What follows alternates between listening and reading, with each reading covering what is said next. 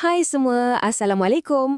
Pernah tak anda terfikir macam mana satu rancangan British boleh buat satu negara bangun membantah? Hari ni, kita nak bedah siasat satu momen paling kritikal dalam sejarah Malaysia yang juga jadi topik favourite dalam SPM, Malayan Union. Dan ini bukan sekadar nak hafal fakta tau. Ini adalah kisah benar tentang macam mana suara rakyat betul-betul boleh mengubah takdir sebuah negara.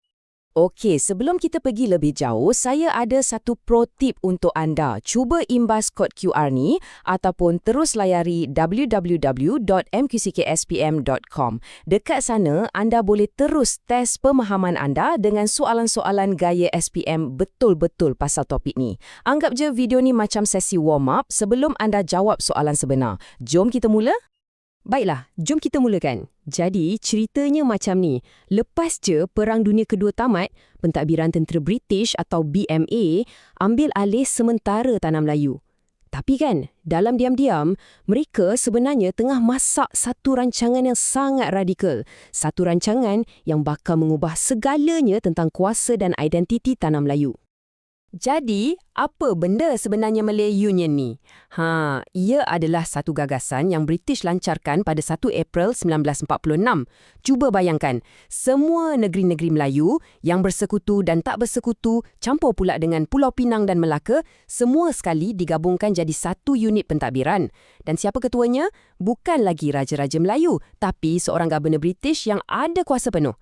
Ini satu perubahan kuasa yang amat-amat besar. Slide ni memang jelas tunjuk betapa lainnya sistem baru ni. Cuba tengok belah kiri. Sistem lama. Raja-Raja Melayu ada kedaulatan. British cuma penasihat. Tapi, tengok pula belah kanan. Bawah Malayan Union. Kuasa Raja-Raja tinggal sikit je. Terhad pada hal ehwal agama Islam dan adat istiadat. Maknanya, Tanah Melayu dah bertukar status. Daripada negeri naungan, jadi tanah jajahan British sepenuhnya. Boleh bayang tak perasaan orang Melayu masa tu?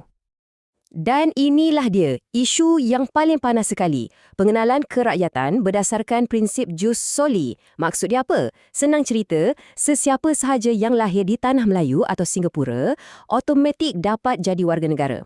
Ini satu perubahan yang sangat drastik. Bagi orang Melayu, ini bukan isu kerakyatan biasa.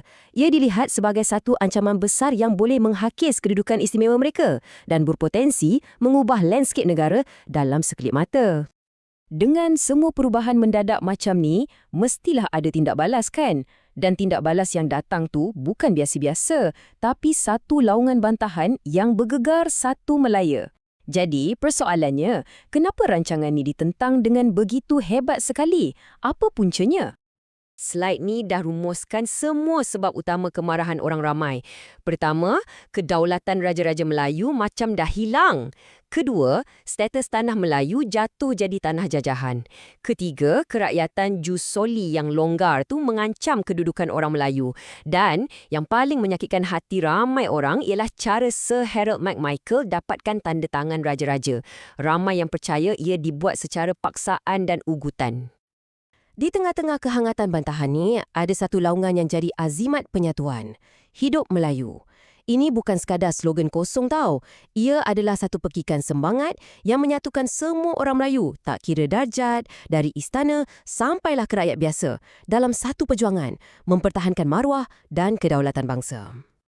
Kemarahan ni bukan dibiar macam tu je. Sebaliknya, ia disusun, diatur menjadi satu gerakan yang sangat sistematik dan bersatu. Macam anak-anak sungai yang mengalir dan bergabung jadi satu sungai besar yang deras.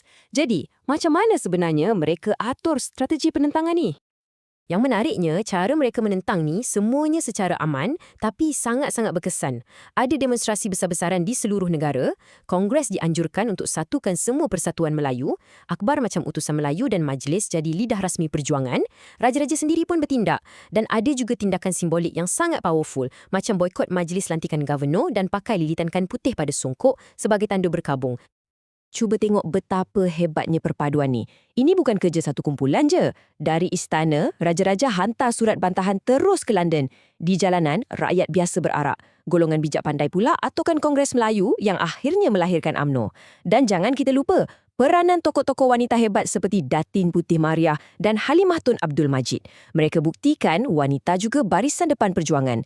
Setiap orang mainkan peranan masing-masing. Okey, kita pause sekejap. Kalau anda rasa perkongsian macam ni membantu, apa kata anda bantu kami pula? Senang je. Klik butang like, tinggalkan komen, kongsikan video ni dan paling penting, subscribe saluran media MCQ SPM. Setiap sokongan anda tu, percayalah, ia bagi kami semangat yang luar biasa untuk terus hasilkan lagi kandungan macam ni. Baiklah, kita sambung balik. Dengan penentangan yang begitu jitu, yang datang dari semua peringkat masyarakat, adakah ia membuahkan hasil? Apa kesudahan perjuangan mereka ni? Jom kita tengok. Garis masa ni tunjukkan langkah demi langkah ke arah kemenangan. Bulan Mac 1946, Kongres Melayu pertama berjaya satukan semua suara bantahan. Dari situ, momentum terus naik dan pada bulan Mei 1946, UMNO pun ditubuhkan.